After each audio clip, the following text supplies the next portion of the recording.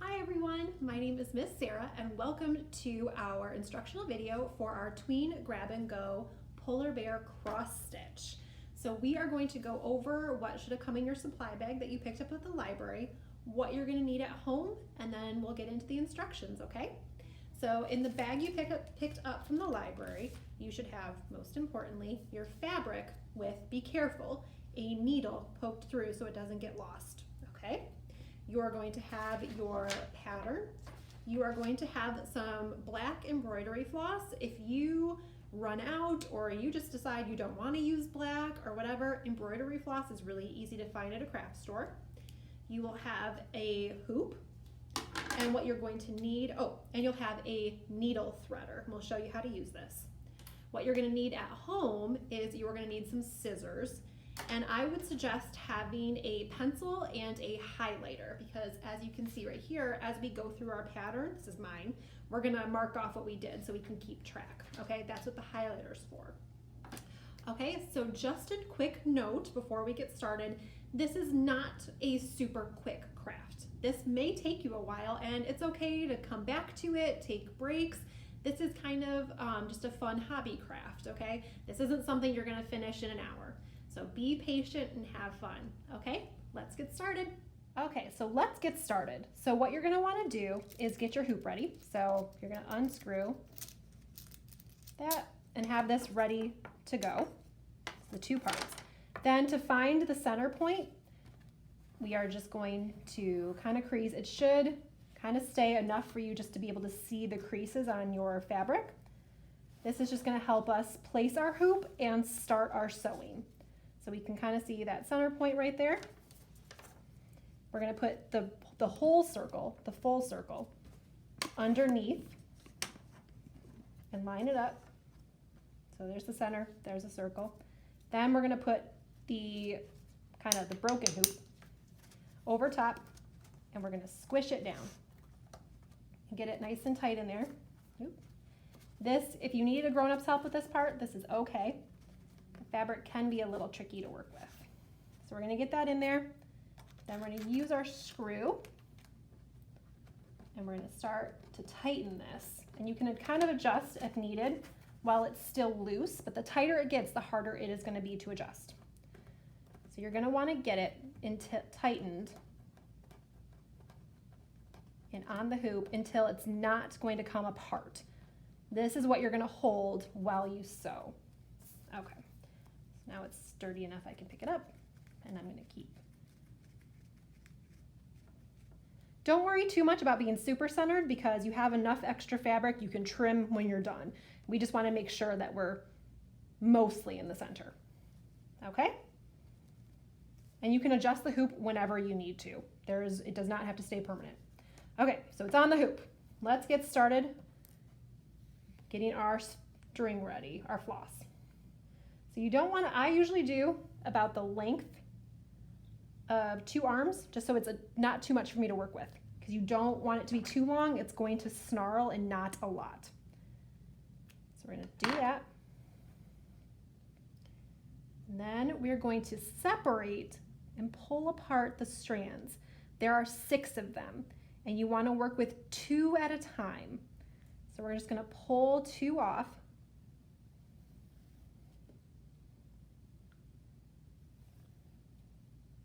And keep those. You can set the other ones aside.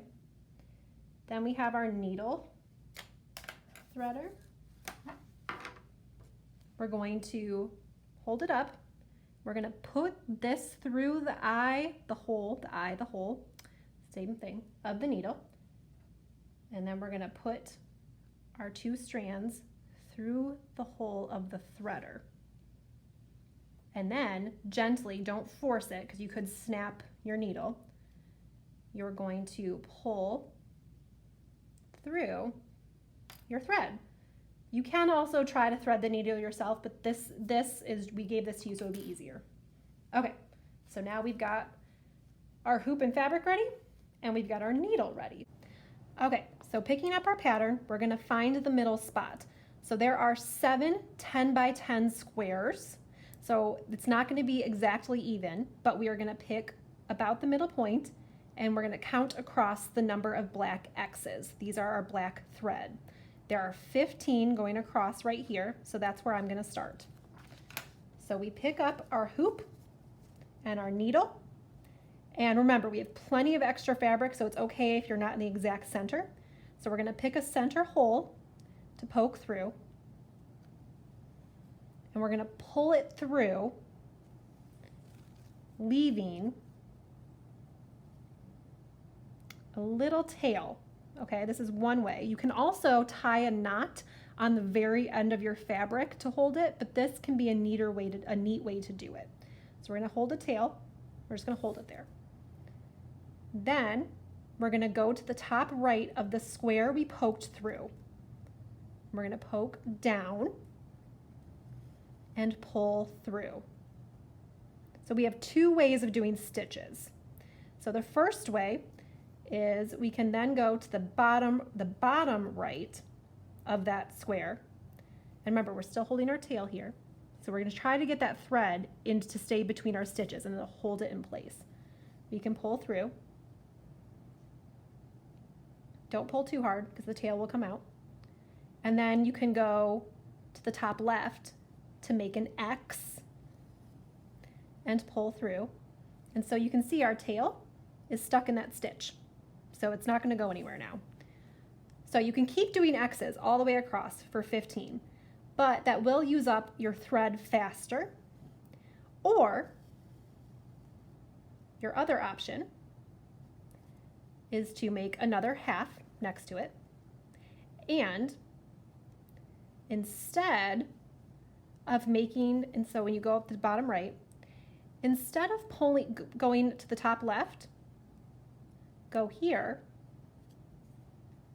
to the next top right and do another half. And then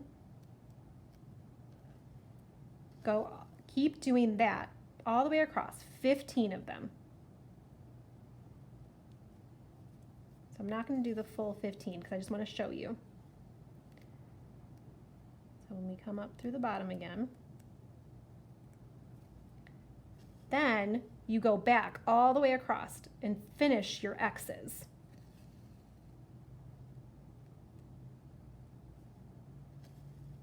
So you would do 15 of the, well, you would do 14 if you did an X to start, because we need 15 X's.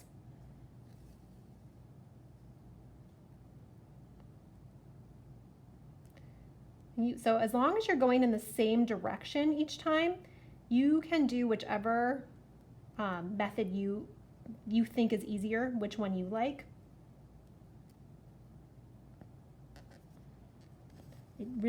It doesn't really matter. It's just going to save a little bit more thread doing the halves and crossing your X's after. So then if you run out of thread or you get to the end of your row,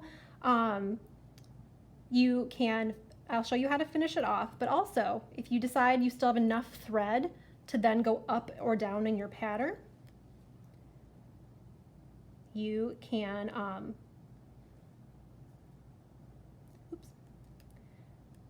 if you keep going, all you do is poke down into the next one, or poke up, sorry, and start over. So it looks like there's a row of 14 after. So underneath your row of 15, and I'm just showing you, you would start again, making more stitches.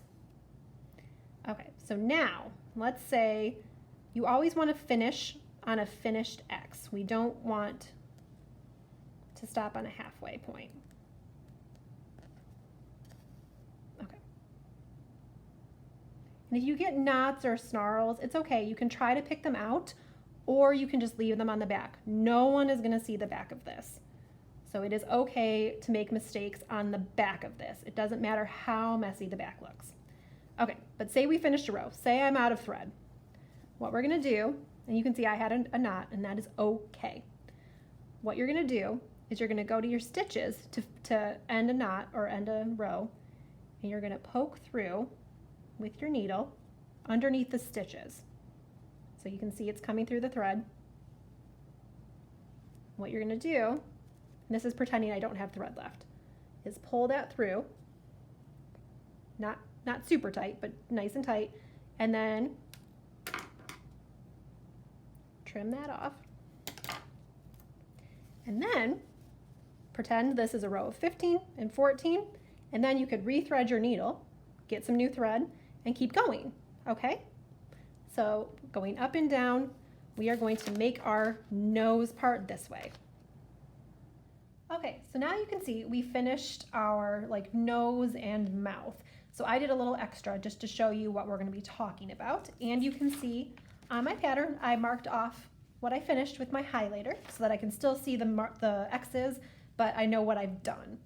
Okay, so when we're moving away from one big chunk, we're going to be counting squares. And when it's a big space like this, you probably don't want to move your thread from here to here because it might show through the back. With the freckles, it's close enough together, you may be able to do all 6 stitches with just the one piece of thread and it won't look bad, but you're gonna want to make sure that your eye is separate because if you have a big long piece of string going here, it's probably gonna show through the back. So what I did on my pattern is I counted the squares that I was going up and over. So there are 22 going up and 10 over, and you can write all over this, you can do whatever. So that's what I did over here, is 22 up, 10 over. So that's how I did this one. So we're gonna show you over here. I used pencil on my fabric because it'll be easy to take off and it won't show through the stitch too. So we're gonna count, you're gonna go up. So I would pick a spot on your pattern that would be easy to go up from. So we're gonna go up from here and then over the amount. And then we're gonna start our stitch. So you can see, go up from here, up 22, and then you're gonna go over 10. And if you can count, I suggested using your pencil just so you don't have to count from the back, because what you can do is you can poke through and count up that way from the back, but that's a little tricky. So I would suggest counting on the front and using something that would be removable to make your stitch. So we're gonna come over here, and all we're gonna do now is just like we did with our nose and our mouth, we're just gonna start stitching again. And it should be, if you have a longish piece of floss, you should be able to do your whole eye with one piece.